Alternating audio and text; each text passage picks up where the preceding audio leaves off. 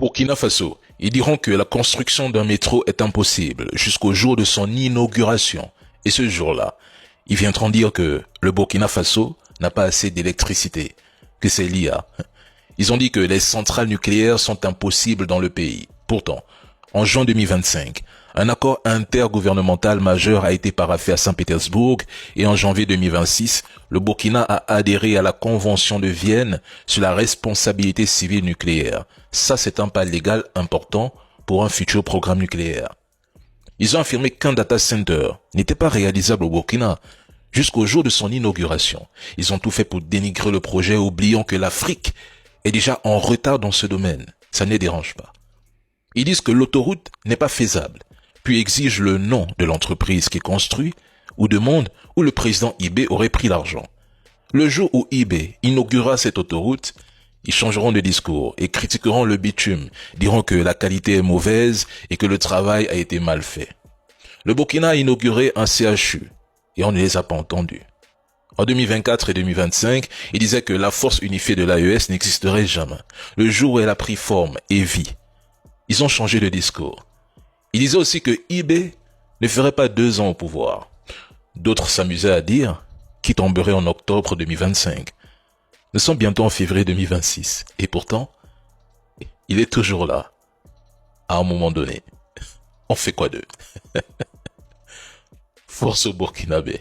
Donald Trump a personnellement demandé à Vladimir Poutine de suspendre pendant 1 semaine les frappes sur Kiev et d'autres villes ukrainiennes.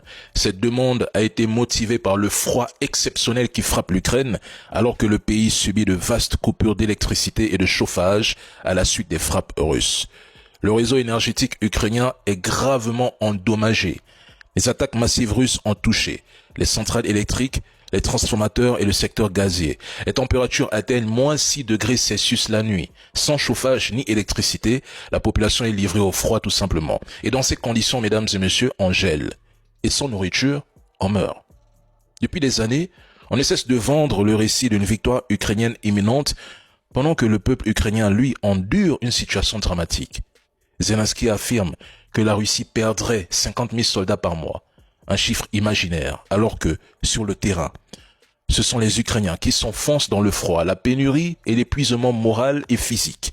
Les supermarchés se vident. La situation est catastrophique en Ukraine. Aujourd'hui, des millions d'Ukrainiens vivent sans chauffage, dans des conditions climatiques extrêmes. Pendant ce temps, des trolls majoritairement étrangers au conflit et souvent français, installés confortablement en France, relaie un discours médiatique appelant les Ukrainiens à tenir bon, affirmant que la victoire est proche. Certains vont jusqu'à déclarer, comme le général Yakovlev, que l'Ukraine se bat pour toute l'Europe. Quelle honte! S'il y a des personnes qui ne veulent pas la paix et qui rêvent de la poursuite de cette guerre, ce sont précisément celles qui encouragent les Ukrainiens à continuer à se battre alors que, sur le terrain, des soldats désertent et la population est à bout. Les Ukrainiens veulent la paix, ils sont fatigués de cette guerre. Et si vous voulez connaître la vérité, suivez les médias ukrainiens indépendants.